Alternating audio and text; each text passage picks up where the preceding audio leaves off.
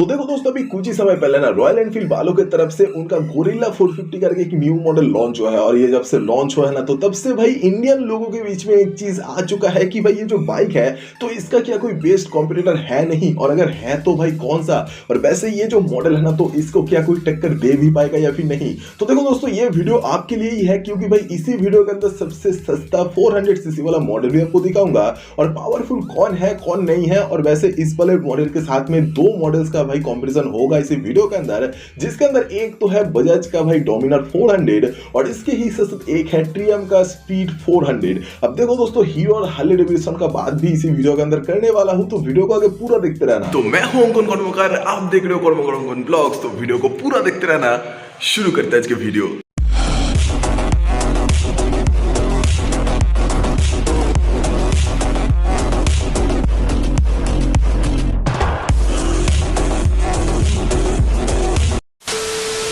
तो देखो दोस्तों, पहले बात तो भाई इसी कंपैरिजन वीडियो के अंदर ना मुख्य रूप से मैंने तीनों बाइक्स को भाई चूज किए हैं, जिसके अंदर पहला तो है ये जो रॉयल एनफील्ड का गोरिल्ला 450, तो वो, और उसके ही कंपटीशन में दो बाइक्स है, मतलब कि एक जो है ना तो वो है बजाज का डोमिनार, और एक जो बाइक है ना तो वो है ट्रियम स्पीड 400। आप देखो दोस्तों, आप लोगों में से बहुत सारे लोग कहोगे कि ये जो भाई ESD का एक जो स्क्रैम्बलर टाइप का बाइक आता है 300 सीसी के अंदर, तो वो कहाँ गया, या फिर जो भाई हीरो वालों का जो मैवरिक 440 है तो वो कहाँ गया, या फिर हार्ले डेविडसन का X440 जो है तो वो कहां गया। अब देखो दोस्तों, बात यही है कि भाई इसी वीडियो के अंदर ना सीरियस टॉपिक के ऊपर बात किया जाने वाला है, मतलब कि कोई भी मजाक नहीं चलेगा, क्योंकि भाई ये जो हीरो वाले है या फिर हार्ले जो है ना, तो उसके अंदर जो मैक्सिमम पावर देखने को मिलता है इंजन में, तो वो 27 bhp है, और उसका जो इंजन है ना तो वो भी भाई लिक्विड कूल है नहीं, पहले बात। और इसके अलावा अगर जावा या फिर ESD का बात कर रहे हो ना, तो उसका जो इंजन है तो वो भाई 400 सीसी का है ही नहीं। और पहले बात तो भाई उस वाले मॉडल के अंदर जो पावर भी देखने को मिलता है तो वो हीरो वाले से तो बढ़िया है,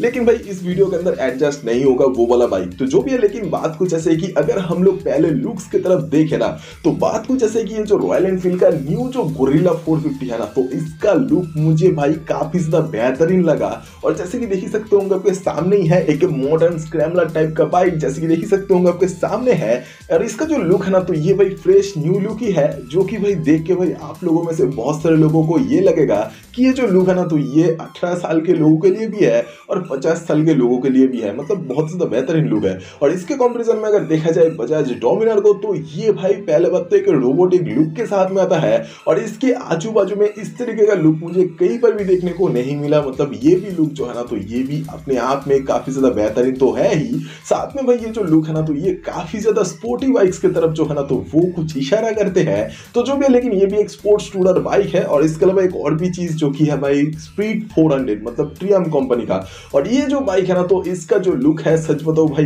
ये एक ओल्ड स्कूल टाइप का लुक है, मतलब पूरा तो ओल्ड स्कूल नहीं, मतलब कुछ मॉडर्न और कुछ ओल्ड को मिलाने के बाद जो मिलता है ना तो वो कुछ यही है आपके सामने। और इसका भी जो लुक है ना तो वो पसंद आएगा उन लोगों को जो कि भाई ट्रियम कंपनी का जो बाइक है या फिर उनका जो लुक है ना तो उनको पसंद करते हैं, तो इस वाला बाइक जो है ना तो वो भी उनके लिए एडजस्ट हो जाएगा कहीं ना कहीं, तो जो भी है। लेकिन अगर हम लोग देखें भाई इन तीनों ही बाइक्स के लाइट्स के सेटअप के तरफ, तो कहना चाहूंगा कि भाई इन तीनों ही बाइक्स के अंदर आपको जो लाइट्स का सेटअप देखने को मिलेगा ना तो वो LED के अंदर है, जिसके साथ में आपको हैजार्ड वार्निंग वाला जो फीचर है तो वो भी। बाकी अगर देखा जाए इन तीनों ही बाइक्स के ब्रेकिंग सिस्टम, तो भाई तीनों के ही अंदर आपको डिस्क ब्रेक के साथ में डुअल चैनल ABS का भी ऑप्शन देखने को मिल जाएगा। और इसके ही साथ साथ अगर देखा जाए इन तीनों ही बाइक्स का भाई इंजन, अब इसमें ही भाई थोड़ा बहुत अलग चीजें जो है ना तो वो देखने को मिलने वाले हैं। मतलब कि वही बजाज का जो आपको डोमिनार देखने को मिलेगा ना, तो वो एक 400 सीसी वाला single cylinder liquid cool engine है DOSC 4 वेल्व वाला, जो कि ऑलमोस्ट मैक्सिमम पावर जो प्रोड्यूस कर रहा है तो वो है 40 bhp वाला इंजन जो मैक्सिमम टॉर्क प्रोड्यूस कर रहा है तो वो है भाई 35 Nm। और इसके साथ साथ असिस्टेंट स्लीपर क्लच वाला जो फीचर है ना तो ये भी डोमिनार 400 में देखने को मिलने वाले हैं। और इसके ही कंपैरिजन में अगर देखा जाए स्पीड 400 जो कि ट्रियम कंपनी की तरफ से है, तो इसके अंदर आपको जो इंजन है ना तो ये भी एक DOSC 4 वेल्व वाला एक इंजन जो है तो वो देखने को मिलेगा, single cylinder liquid cool 400 CC का,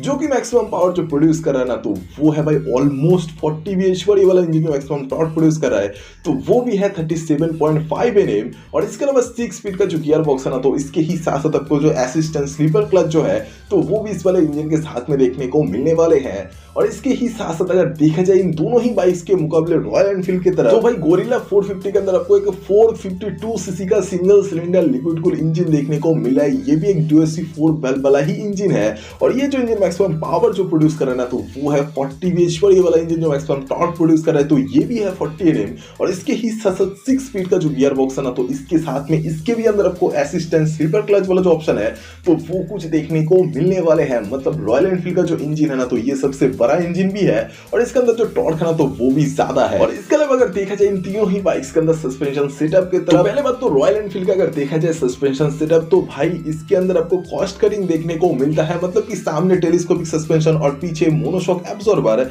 लेकिन भाई इसके मुकाबले अगर देखा जाए बजाज या फिर ट्रियम्फ की तरफ, तो इन दोनों के ही अंदर आपको सामने देखने को मिलेगा भाई यूएसडी फोक्स और इसके ही साथ साथ पीछे देखने को मिलने वाले हैं मोनोशॉक एब्जॉर्बर। और इसके ही साथ साथ एक और भी चीज जो कि भाई इन तीनों ही बाइक्स के अंदर अगर देखा जाए ना भाई मीटर कंसोल की तरफ, तो उसके अंदर पहले बात तो भाई बाजी मार जाएगा ये जो रॉयल एनफील्ड का टॉप मॉडल जो गोरिल्ला 450 का है, तो वो मैं ऐसे क्यों बोल रहा हूं क्योंकि भाई रॉयल एनफील्ड के ही गोरिल्ला 450 का जो टॉप मॉडल है ना, तो उसके अंदर आपको राइडिंग मोड्स भी देखने को मिलने वाले हैं और इसके ही साथ साथ ब्लूटूथ नेविगेशन कनेक्टिविटी भी, और इसके ही साथ साथ phone call alert, SMS alert और ब्लूटूथ नेविगेशन, तो ये बोला ही मैंने। और इसके अलावा जो ऑटोमेटेड मीटर, फ्यूल गेज वगैरह जो भी है, तो ये भी कुछ देखने को मिलेगा। और इसके अलावा ये जो अभी आप लोग मीटर कंसोल देख रहे हो ना, तो ये एक टीएफटी कलरफुल डिस्प्ले वाला मीटर कंसोल है। बाकी भाई अगर रॉयल एनफील्ड के मुकाबले देखा जाए स्पीड 400 की तरफ, तो उसके अंदर आपको एक सेमी डिजिटल टाइप का मीटर कंसोल देखने को मिलने वाले हैं, जिसके अंदर आपको देखने को मिलेगा ट्रैक्शन कंट्रोल वाला फीचर, बस यही है। और इसके अलावा अगर देखा जाए बजाज के ही डोमिनार 400 की तरफ, तो इसके अंदर भाई वो डुअल मीटर कंसोल देखने को मिलेगा, मतलब एक फ्यूल टैंक में भी और इसके ही साथ साथ एक हेड पर भी।